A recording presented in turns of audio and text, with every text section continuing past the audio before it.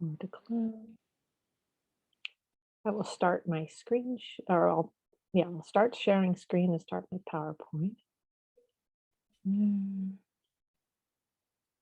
you should just see the one big slide there. Looks good. Okay, perfect.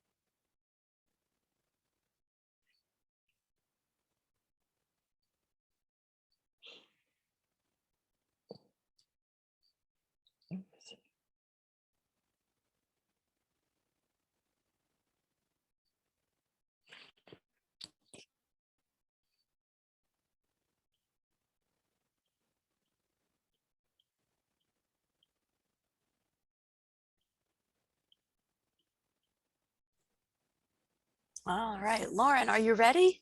I'm ready whenever you are. All right, I'm gonna go ahead and get started. Okay. Good evening, everyone. I'm Jeanette Rosenbaum, a director of the Muddy Branch Alliance, and I'm delighted to introduce our presenter for the evening, Lauren Hubbard. Lauren holds a PhD in plant biology, and she is certified as a Chesapeake Bay Landscape Professional, a weed warrior, and a master gardener. As the owner of Native by Design and a native plant nursery, Lauren works with property owners and organizations to design and install native plant gardens. Lauren also started the Butterfly Bandwagon Project, which helps people talk to their neighbors about the importance of native plants. And she is the program manager for Lands Green, Waters Clean, an initiative of the Muddy Branch Alliance. Tonight, Lauren will be walking us through the process of designing a native plant garden, including selecting a location for the garden, creating a plan, choosing plant species, and accessing rebate programs. At the end, we will have time for your questions. We will take all questions through the chat box, which you can use anytime during the presentation. And now I'll turn it over to Lauren. All right, thank you so much, Jeanette. I don't know if I should introduce you, perhaps? You didn't introduce yourself. I'm just here in the background. Okay. All right, thank you so much. So we ask that you stay muted during the presentation, and this should be about 40 minutes, so there will be time for questions at the end. And with that, I will move into, okay, are we not gonna, okay, there we go. We talked about this very briefly, but the Lands Green, Waters Clean program offers simple, practical solutions for transforming your yard into a blooming oasis that supports birds and butterflies, protects local streams, and inspires a wave of action across your community. An example of this is a recently installed project at the Isaac Walton League of America that captures stormwater running off of this roof up here and guides it and filters the water through a rain garden and a beautiful meadow filled with gorgeous flowering native plants. We hope you'll take time to visit this project that's located on the grounds of the Isaac Walton League of America at 707 Conservation Lane in Gaithersburg, and see how the meadow changes over the course of the year and from year to year as the plant compositions change while the meadow matures. I'll make some assumptions that you're already aware that stormwater is a major issue here in Maryland, and that this program about native gardening is part of an effort to help reduce stormwater runoff. I'll also very briefly mention that native plants are great for stormwater control because of their extensive and deep root systems, especially when compared with turf grass, which is seen over here on the far left. This workshop is designed to help you plan a native garden. We'll be discussing site selection, how to create a basic plan, managing for water flow, plant selection, how to find plants to purchase, and we'll discuss the Rainscapes rebate programs. Let's start with a brief discussion of the Rainscapes rebates programs, that's going to be hard to say, that offer rebates to homeowners who use landscaping methods to help control stormwater on their property. These programs are for single-family residential property owners, homeowners associations, private education facilities, nonprofits, and multifamily dwellings who install stormwater controls on their property. The programs differ depending upon which municipality you live in.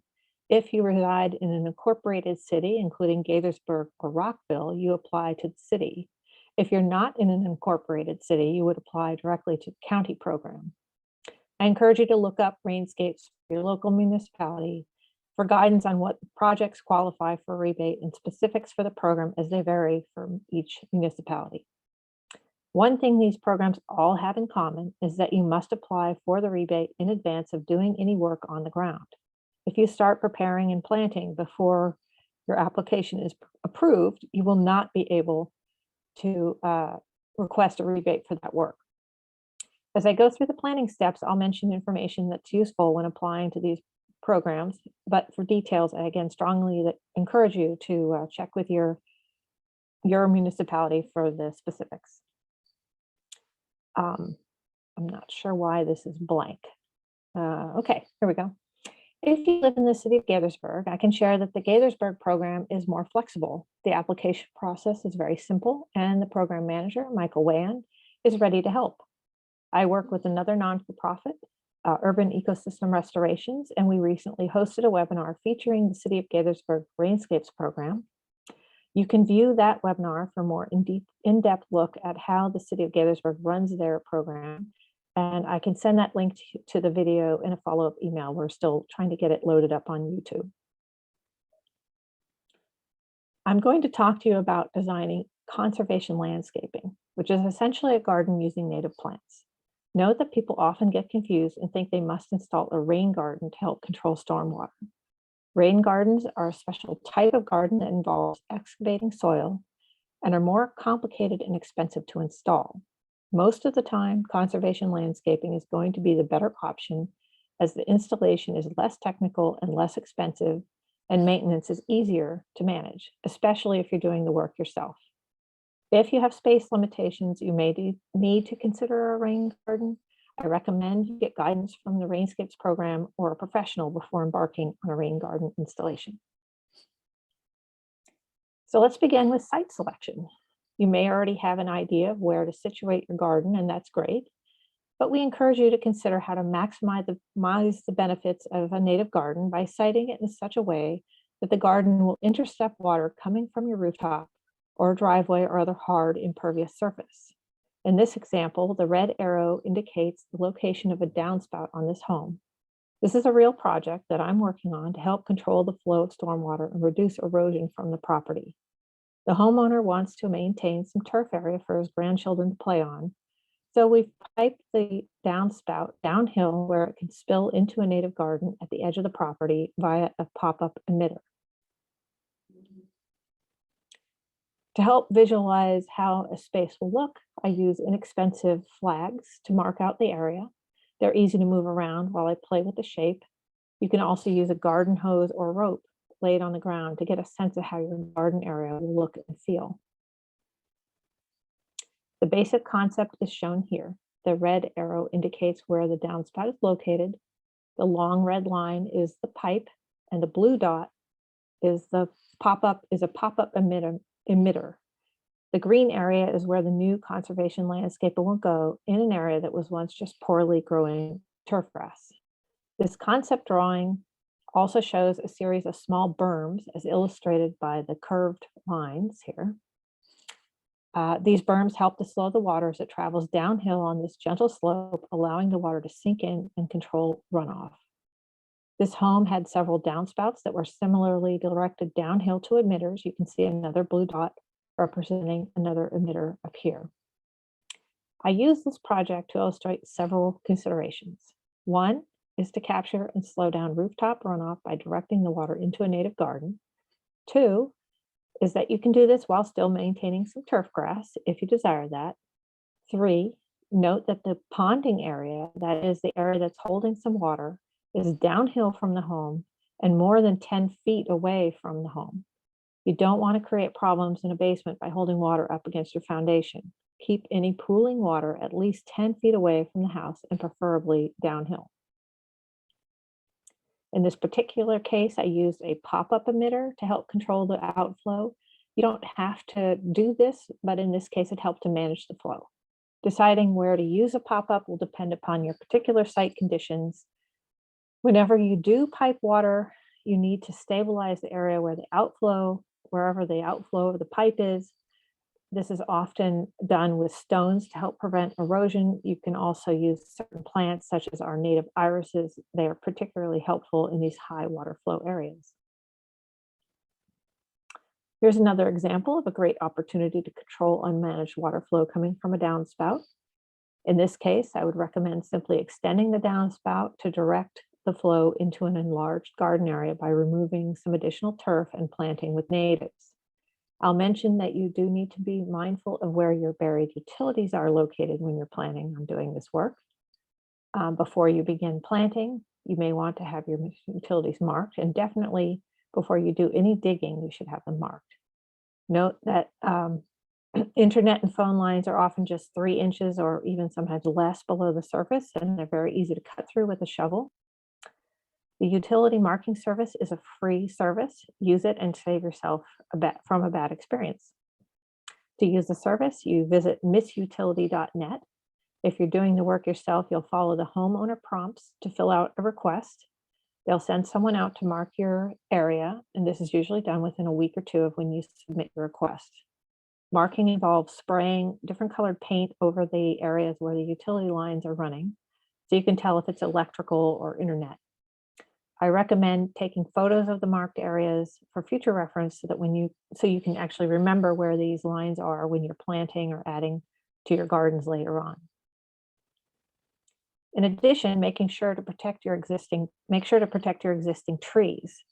Avoid disturbing more than 30% of a tree, and that includes above and below ground parts of a tree. Therefore, both pruning of branches and cutting of root systems counts in that 30%. You can kill a tree by cutting through those roots. You can also kill a tree by changing the moisture patterns in the area of your tree roots. So do your homework on how your new garden may impact your trees and adjust it accordingly. Taking a look at how to actually create a drawing of a new bed. Once you've decided where your garden will be, you'll need to take some measurements. In this case, we're focused on the area circled in red. The owner here wanted to beautify the area and also capture and manage drainage from this shed roof that's right here. This is her shed. This is actually her neighbor's shed. So zooming in a bit, here you can see it again. For a smaller garden, using a simple tape measure works fine for measuring. Find a fixed feature like the edge of a house or a fence or a walkway or even a tree to start. And recall that the Rainscapes plan requires that you show a garden in relation to a structure. So starting with a shed or a house is likely the best option to begin with. In this example, I used Geoinformational Systems or GIS website to grab an image of the property, and then I can write down my measurements as well as trace over the top of the image to show the area of interest. While I was visiting this property, I measured the shed width at 12 feet. Montgomery County provides free access to a geoinformational system. There are various settings to play with that will help you give you a clear view of the area of interest. You can turn these settings on here, these boxes, by just checking the box. You can turn them on and off to pick out the right settings that will give you the best view.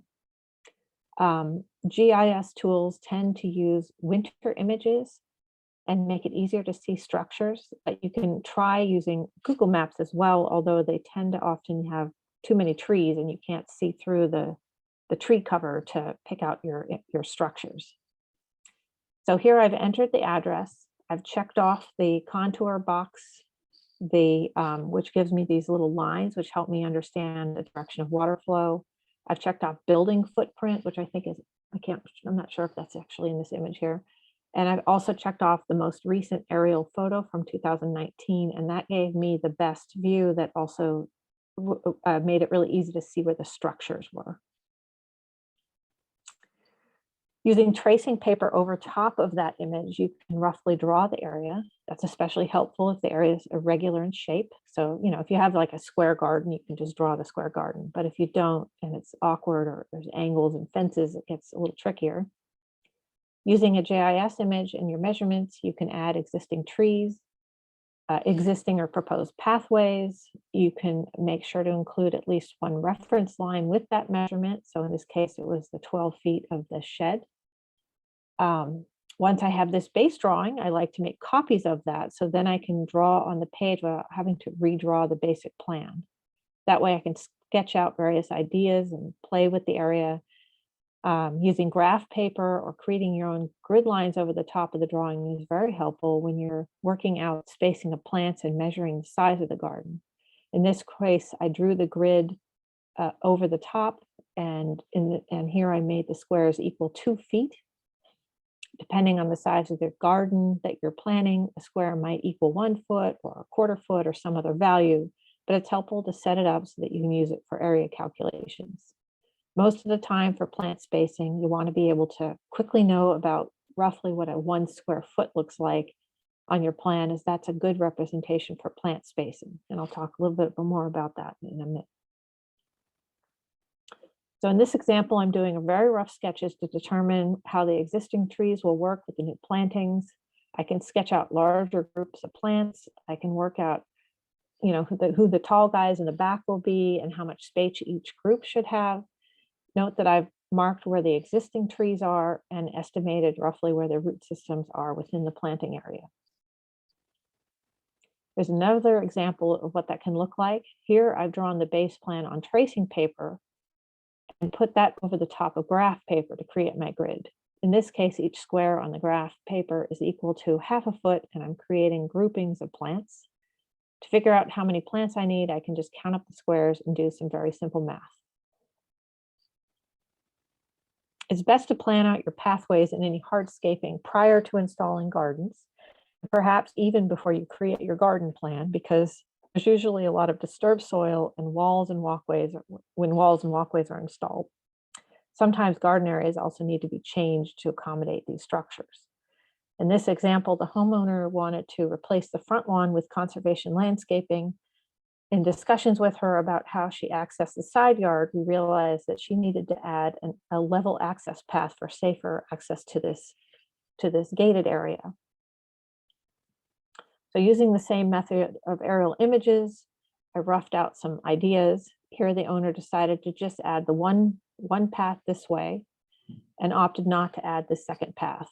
They had the path installed and also reconstructed a small retaining wall prior to any work in the garden beds. After the path and the wall work was completed, they got to work on the gardens.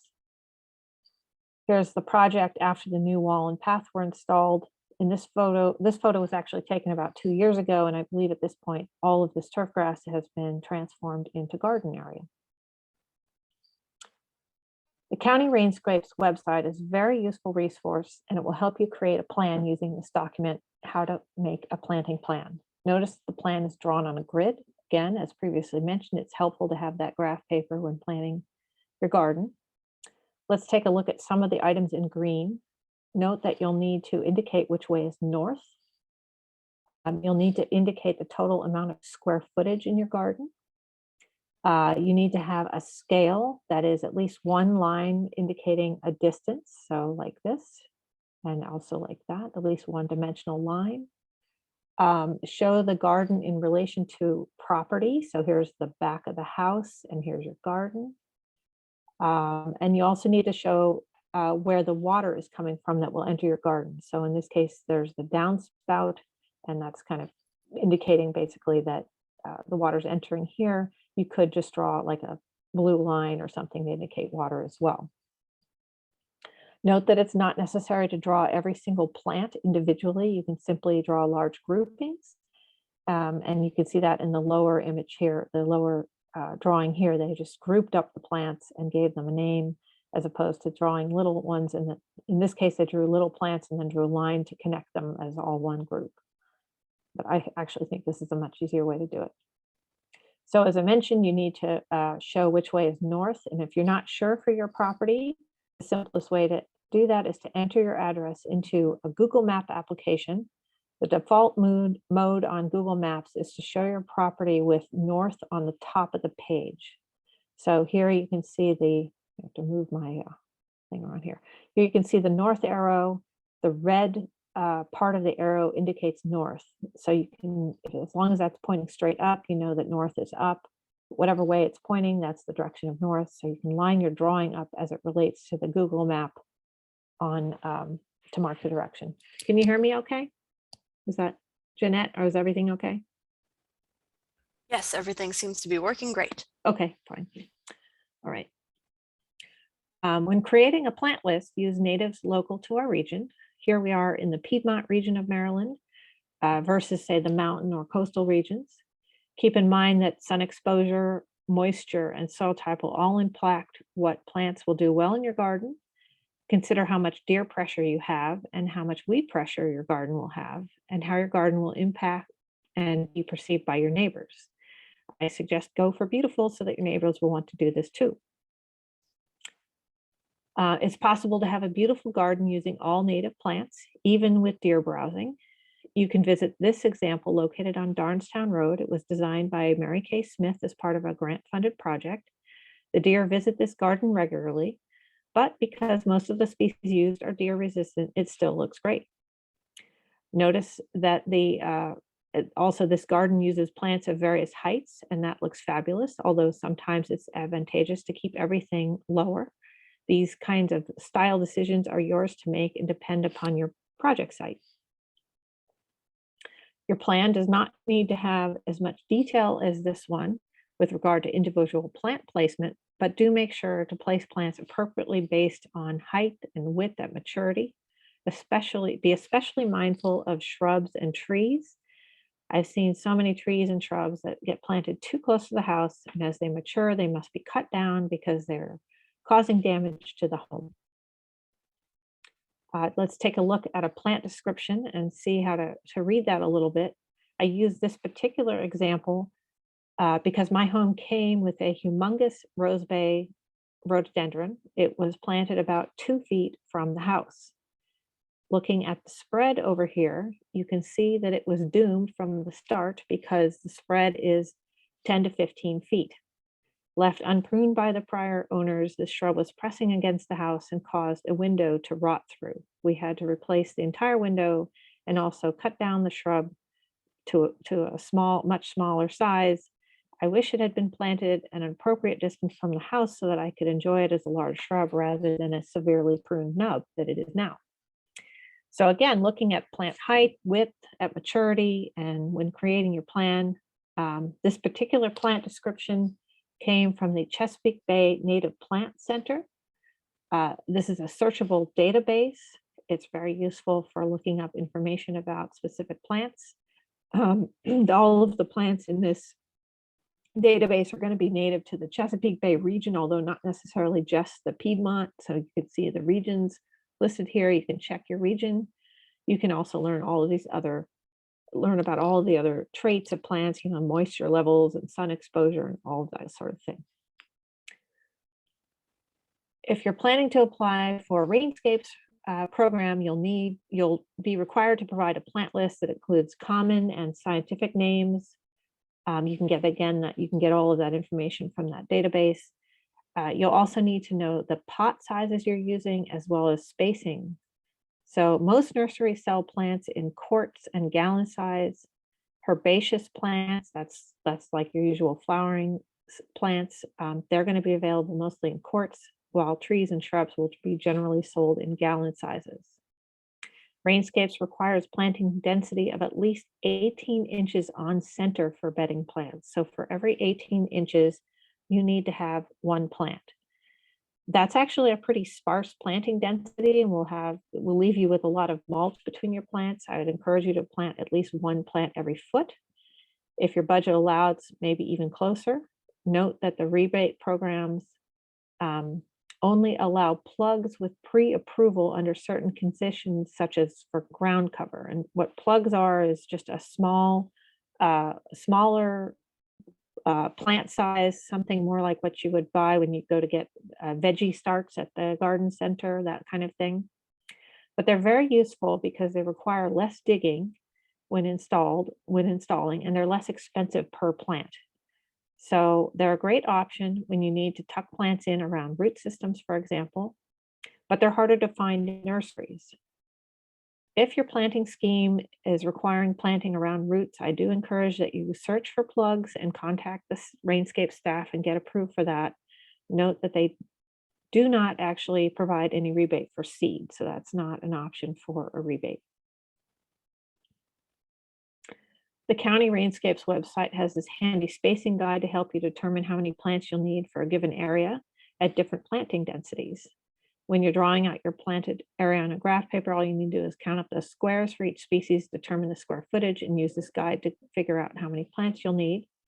You can see the dramatic difference in the number of plants used at 18 inches on center versus 12 or even 8, right? A huge difference in the number of plants. But denser plantings will result in quicker establishment and therefore better weed competition faster. So use as many plants as you can afford. Determining how many different species is a different challenge. I have so many plants that I love. I like adding lots of biodiversity. It's great for pollinators, and complexity in the garden also helps deter deer browsing, while also providing more possible overlapping blooms and providing additional insurance against any one species failing. So that's a lot of good from using lots of different species. However, visually, it's better to have large groupings rather than one or two plants of any one species. So more complexity can be harder to, and more complexity can be harder to manage with respect to weeding, especially when you have hired helpers who may not be as knowledgeable or aware of what each species looks like. In the example of the butterfly commons, the total number of species used in this project was limited to 10 to help the maintenance crews with plant identification, making it easier for them to tell the desirable plants from the inevitable weeds. However, even with this limited number of species, the butterfly commons garden has a really nice long bloom season from April to November. So having fewer species isn't necessarily a detriment there, and it can achieve beautiful results. In this small native garden, only 4 foot by 4 foot, 3 species were planted in small groups along an alleyway next to a driveway and a road. In this harsh condition, these tough natives replaced invasive vinca and liriope. Perhaps this small garden area is all that you can handle. Consider the size of the area and the cost, how much you can realistically maintain before diving in. I recommend starting with a few hundred square feet to get started and add more area once you've got some experience. Note that Rainscape's rebates do have a minimal size requirement, and while this small area may not count towards a rebate, it's still a great thing to do. For those of you with larger areas, creating large groupings makes for a dramatic garden. Note also that having an edge on the garden really helps to define the space. Here, a split rail fence is serving that purpose and defining the garden from the turf grass. Even laying large branches or logs along the edge can help define a garden.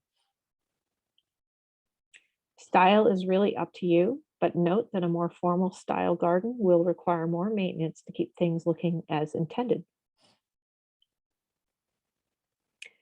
Think about laying your plants. A base layer that will really fill the ground is often overlooked, but so helpful when trying to create lush weed suppressing gardens. Taller layers can include showy flowering species, and shrubs can bring real height to the garden, while often providing privacy in a residential setting. Some suggestions for ground layer plants include one of my favorites, Pachyra aurea, because it is deer resistant, evergreen, and spreads quickly. Plus, it has a beautiful early spring yellow bloom. Salvia lyrata is also deer resistant and spreads quickly and can tolerate sunnier and drier areas. You can see how beautiful these two look in combination with some other native species, including the ostrich fern over here. As I mentioned, adding a shrub layer is great if your space is large enough. Many bird species use shrubs as means to navigate through the landscape and hide from predators. Plus, in this case, the berries provide a food source. Consider how your plant selections support biodiversity. Some species are better at that than others. These lists show the number of moths and butterflies that rely upon these plant groups for food. If your yard can accommodate an oak tree, that's a great choice, as it supports the most number of moths and butterflies. Also, for herbaceous plants, you can't go wrong with goldenrods. There are several different species of goldenrods. Some prefer sun, some shade. There's probably one that will do well in your garden. But if you're feeling overwhelmed by all of these plant selection considerations and it's just too much to think about, don't worry. Adding any native plant is always going to support more biodiversity than a non-native. Work on making a beautiful native garden and you'll be doing lots of good. When purchasing plants, it is best to use local ecotype plants as much as possible. Local ecotype plants are grown from locally collected seed and are the most appropriate for our region. For a list of nurseries, visit landsgreenwatersclean.org and click on the Find Native Plants tab.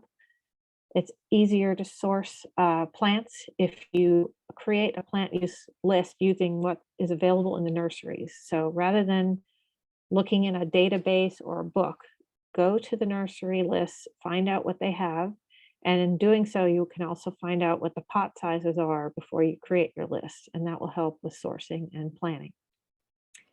Also, you can shop at the Muddy Branch Alliance's spring plant sale. Most, if not all, of the plants we offer are local ecotype, and you will be supporting this wonderful organization. The County Rainscapes website also has lists of natives that are generally available in the nursery trade, and their lists are marked for deer resistance. These species all tend to be very flexible with regard to their growing conditions and therefore easy to grow. If you need help figuring out what plants to try in your new garden, this is a great place to start. It's sort of like a quick start guide to native gardening. I'll remind you again to qualify for Rainscapes rebates. You do need to have your project approved in advance, and reach out to the Rainscape staff for help if you're confused by the process. They are helpful. They want you to be successful. The City of Gaithersburg's program is in general more flexible, and the application is very easy to complete. So I especially encourage you to take advantage of that program if you live in the City of Gaithersburg. There we go. Many of the resources I've mentioned are listed on the Landsgreen Waters Clean webpage. In addition, I recommend accessing materials available for free on the County Rainscapes website. I've mentioned that a number of times. There's a lot more up there than I talked about.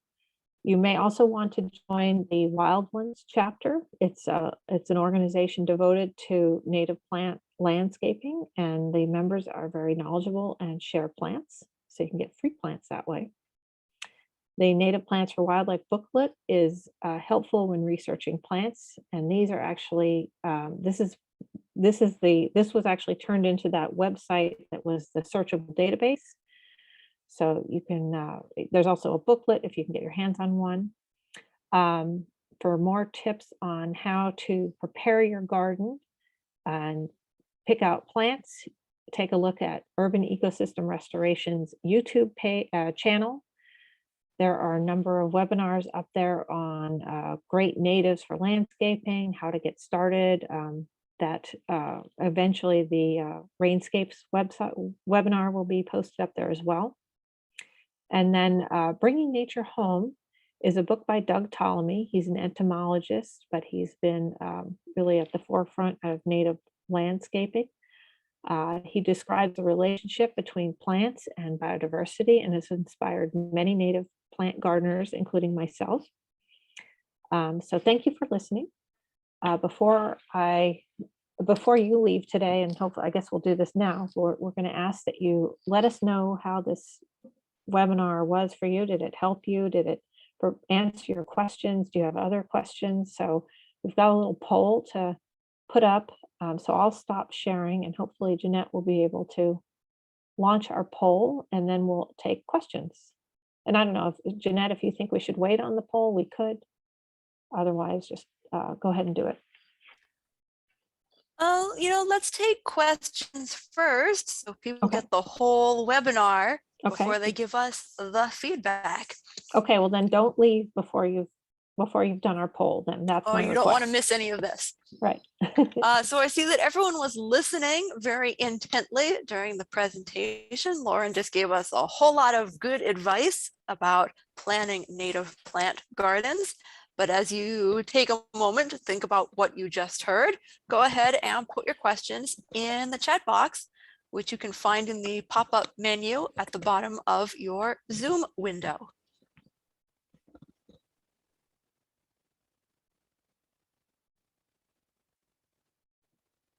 There has to be questions.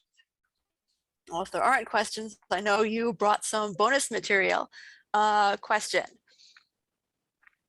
The resources, whoops. The resources about native plants, do they indicate what is safe for dogs? Are there native plants that you should not use if you have a dog in your yard? I've had this question before, and generally those sites do not ever talk about, there's not too many, I don't think the resources that I listed talk about that. It's a rare thing to see that sort of thing listed.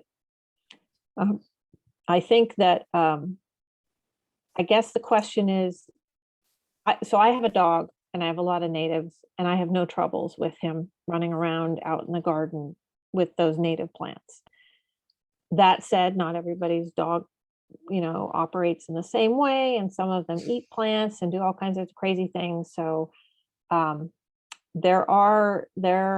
guess I'll say this, the plants that are deer resistant as a general group are going to be the ones that you probably don't want your dog to eat, because they tend to be the ones that have some weird toxic thing. But that's not going to be a complete list probably. And I don't know, I've never seen a list, to be honest with you, of plants that, are deadly to dogs or something like that. That's a tricky question. There's lots of other issues that could go wrong there. You could have, I know people who are highly allergic to poison ivy, for example, and their pets run through poison ivy, and then they pet the pet, and then they get poison ivy. So kind of depends on the issue. And I don't know if you want to elaborate, but I don't believe that you're going to find that sort of information in these lists, unfortunately. Sorry about that. Well, we got a tip in the chat box that prunus, which is native cherries, are not good for pets. True? I don't know. I have them in my yard and I don't have a problem, but my dog doesn't eat them. So there you go. It depends on the dog. It depends on the dog. If they're eating lots of things, that's tricky. And maybe you need to, create a place that's separate from your pet that has your plants in it. That's another, fences. Another right? good use of fences in the garden, Fencing. yes. Yeah, Mm-hmm. I mean, they're not necessarily the most attractive thing, but sometimes, and this is a bit more of an installation comment, but anytime you plant a tree in your garden, if it's not protected by a fence, you better put a fence around it because deer will eat it or rub it. So that's the same with shrubs usually. So even if it's deer resistant, if they don't eat it, they'll rub it. So that's just one of those things where a fence is just unfortunately the way to go. They aren't beautiful, you know, having your trees caged up and everything. I hate doing it, but it is kind of essential here when we have so many deer. Okay, let's see. On the subject of animals in our garden, what are some good things to plant if you have rabbits? Rabbits. Okay. So actually, well, there are quite a few. There are not lists again. This is gonna be the talk where I have to talk about all the things that aren't listed on the list. Okay, so rabbits. The lists don't generally talk about rabbit resistance. My experience with rabbits is that they do tend to kind of, the list of rabbit and deer resistant plants tends to be an overlap. Again, it's those plants that have some kind of smell, or they're pokey, or they're super fuzzy. You know, there's just certain kind of characteristics that just aren't fun to eat, is what it really amounts to. So that's going to be one tip. So for example, I mentioned Pachyra aurea, that ground cover. Nobody eats it. It's a fantastic super plant because no one eats it. So that's one that's a solid performer that often if you're looking at a rabbit problem and you're probably trying to create some kind of ground cover and they keep eating it to nubs, there's a choice for you. Same with the lyre leaf sage. Nobody eats it. So that's well, some insect probably eats it, but rabbits and groundhogs and deer and things like that are not going to bother those. So that's a tip right there. So anything that the deer don't eat is usually safe for rabbits. All of this with a caveat. Deer in one neighborhood will eat different things than deer in another neighborhood. This is kind of one of these things that I feel like we're learning it. I think this is becoming an emerging trend that more and more people are noticing, but it's been talked about for a while that those deer resistant lists are tricky and not completely foolproof. But there are some things that are really solid. All the monardas, the things in the mint family, the Pachyra, there's certain things that nobody's deer anywhere is eating. And then there's other things that are sort of more on a sliding scale, and it might just be depending on how many deer you have and how hungry they are. So, okay. On a different topic, we have a Yes. question about the pop-up emitter that you Yes. talked about in one of the examples. Did you install it and how does that work? It has not, well, no, I did not install it. The homeowner had another project going on that involved a patio installation, and so that group installed it. And I have used them in other places, including my own home. And how it works is simply, it's a little dome with a center thing. When the water pressure comes through the pipe and builds up enough, the little center dome pops up and the water flows out over the sides. So it's sort of, instead of a pipe with nothing on the end that kind of just shoots the water out, this forces the water to come up and go over. So it's a little bit, kind of slows that flow. In this particular example that I showed, it was a pipe that was going down a hill. So the water flow was going to be faster through the end of a pipe than I kind of wanted it to be in a place that was already experiencing erosion. So another way to just kind of stop that for a minute and slow it down was this pop-up emitter. You tend to need a little bit of some kind of a little bit of slope or something to make sure that the water is actually flowing out. You don't want it to be completely flat. I think it would still, if you had a downspout, the pressure of the downspout would force the water out, but to officially drain it well, you want a little bit of a slope would help. So does that answer that question? I'm not sure. It's installed so that the dome part is just at soil level, right? So it's not like sticking up out of the ground. It's kind of level with the soil. If that didn't answer you can raise your hand or something. and Yes, we got a get back yes. to it. Okay, very good. All right. I see a raised hand. Do you want to take a raised hand question? Sure. All right, let's try this. So you can, Ellen can unmute? Or do we need to unmute her? There we go. Can you see my question? Is it in the chat? Can I see your question? Thought it was Did I- chat, but I may have accidentally did hand raise. But the question is, do you have any advice regarding the best ways to get rid of, the common invasive species that show up in DMV? Like I've got all kinds of autumn olive, tree of heaven, vinca, pachysandra, and I've been fighting them for about 2 years. I've made very little progress. I wonder if you have any advice. Well, it sounds like you have my yard. So But you probably have some good advice. as do many other people, these are the common ones, yes, around. And I'm also a weed warrior. I'm even a weed warrior supervisor. So it depends on, some of it depends on how big they are and these different, you've got a couple of different species with different issues here. So for the shrubby things like the autumn olive and if you have honeysuckle bush or something like that, they can get really huge. I have some that have trunks that were at least a foot wide. Ooh. And so in that case, what we did on our own property was we used a sawzall, which is like it looks like one of those stake carving things, an electrical saw. And we took it out and we cut them down all the way down to the bottom. And then we actually painted the trunk with glyphosate. Okay. If you don't paint the trunk, it will grow back. Or if you don't do something, they will grow back.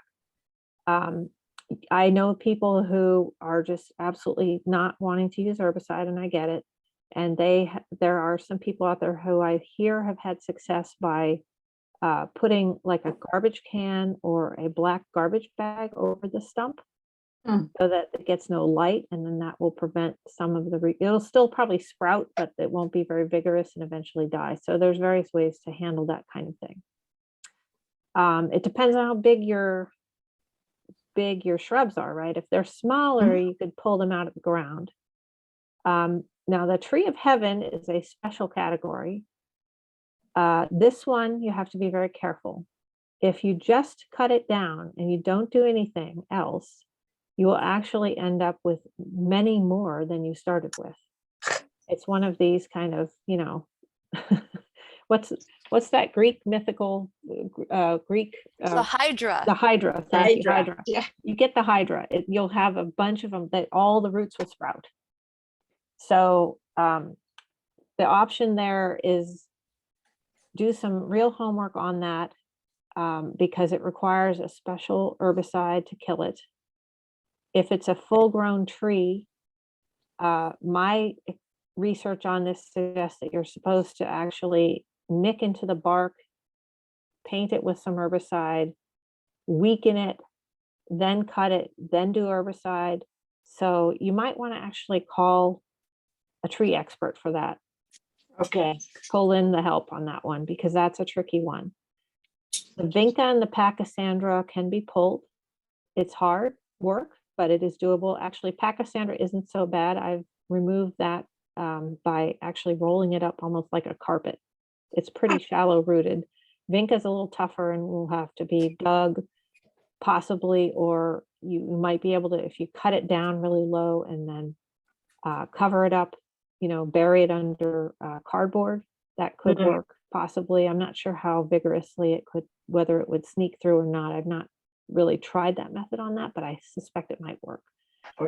So yeah, removal though, but it's important. You have to manage these first before you really plant. Otherwise it's just going to be really frustrating because you're going to be filled with weeds. Well, I understand Tree of Heaven in northern Maryland, the state has put some kind of eradication in because it's very attractive to this new insect. Bad insect. Yeah. What's it called? The spotted lanternfly. Yeah.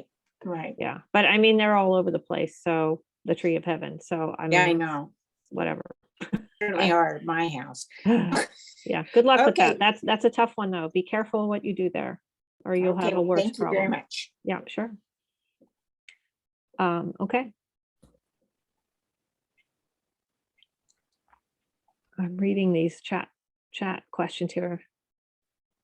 I have a dog that eats everything and the other one that can care less. That's terrible. I'm sorry. Well, and somebody's had their Packera nibbled down, so that's a discouraging sign. I've not heard of that before. You have tough deer. So the other deer options, of course, fencing. I mentioned that, and also repellent. So if you're having really difficult problems with deer and just using plants that are not attractive to the deer, you can try to change the deer behavior by putting down repellent. So when the day that you plant, put your repellent down, and there's a Repel-Alls is one that I like because it uses sort of natural ingredients. You do have to reapply it after rainstorms and things, but if the deer arrive and the first time they ever visit a site, they find it unpalatable or smelly or otherwise not the place they want to be, they're less likely to return. If you don't do anything and they come and they go, oh, this place is nice, they'll come back. So if you can get them in the habit of finding out that this place that they came to is just not good, that helps.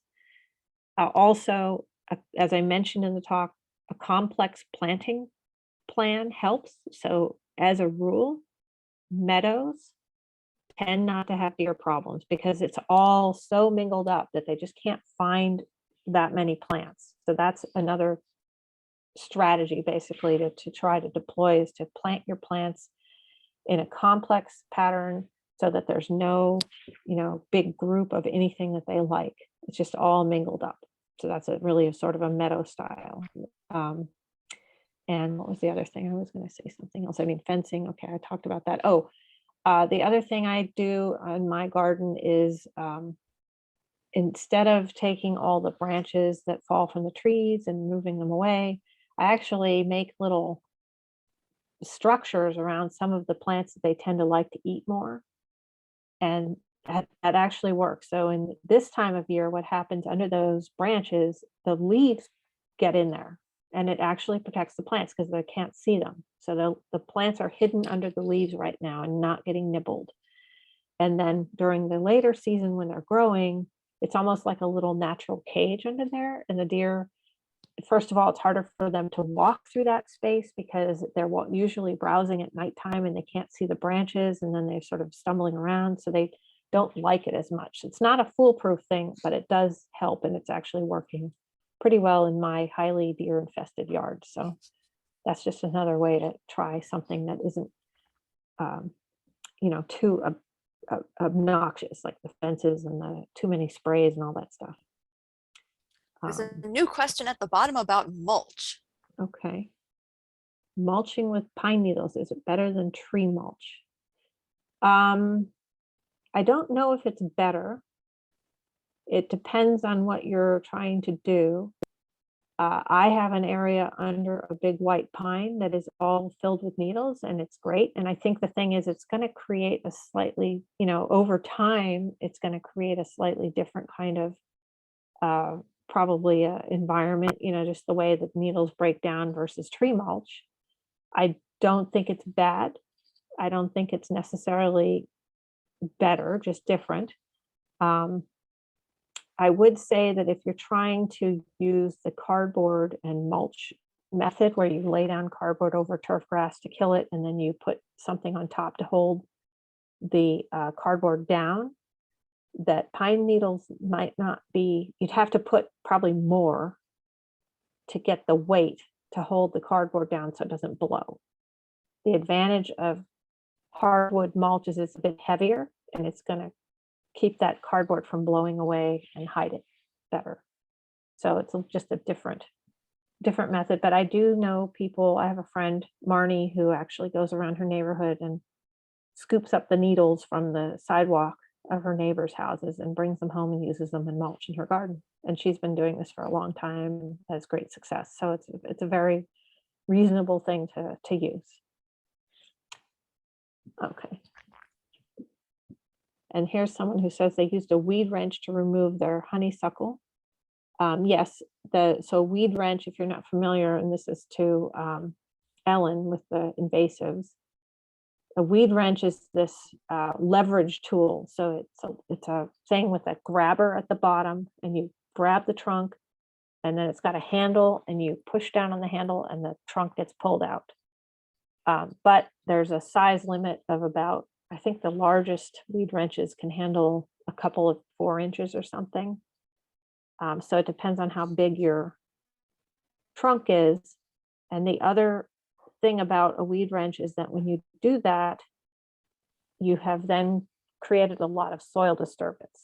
And soil disturbance is how you get more weeds.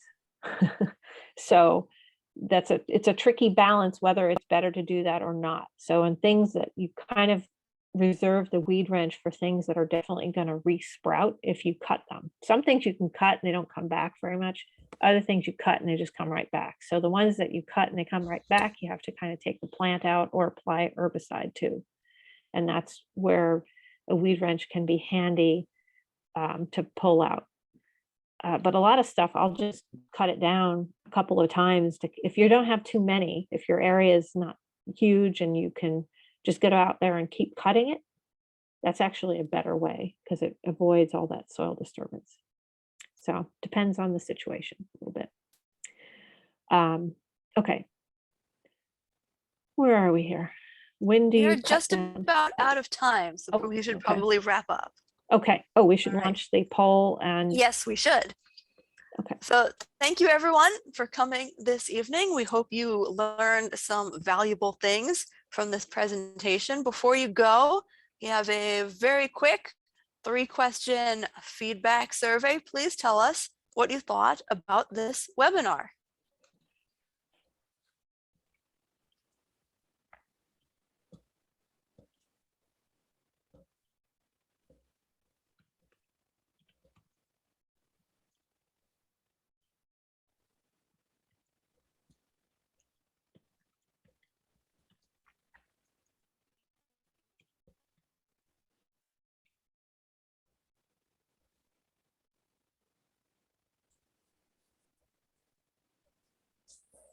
And I'll wait just a minute for folks to answer the 3 questions.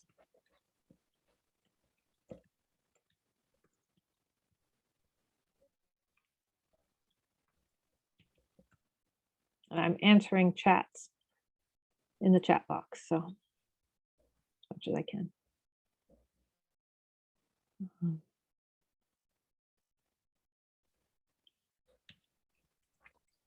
All right, thank you everyone. And also we have a bonus 4th question. This one is very easy.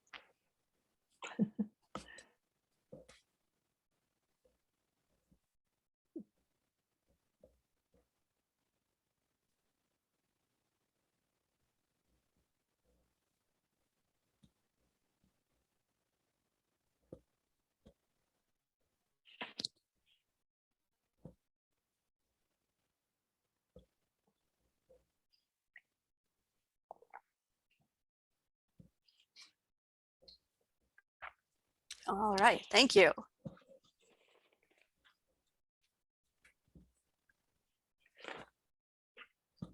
Lauren, some final comments before we finish for the evening? Well, thank you everybody for coming, and I hope this was helpful. And if you have, I did mention the Muddy Branch Alliance's plant sale. If you're not already on the list, you probably are because you heard about this, but if you're not, get on the mailing list. It's free, and you will be the first to hear about the plant sale. We generally sell out, so it's kind of a thing to get on there and grab the best plants first and fast. We're looking at ordering sometime late, sounds like late April is roughly about the time frame of ordering. So it'll be an online order and then an in-person pickup in the first week weekend and or second, is that first weekend or second weekend of May? I'm not sure First, must exactly. be the first Saturday of Yeah. May. Yeah. Yeah, so so that'll be a great sale. And yeah, I think that's it. I don't know. Do we have anything Yeah, else? well, we'll send out an email with some links and resources from tonight. And I think that is the end of our presentation. So thank you, everyone, and have a great evening. All right. All right. How, do I know if these questions were saved somehow? That's one thing I didn't quite figure out. Should be saved they- in Zoom. Go ahead and end the Somewhere. recording. Okay, I'll stop recording.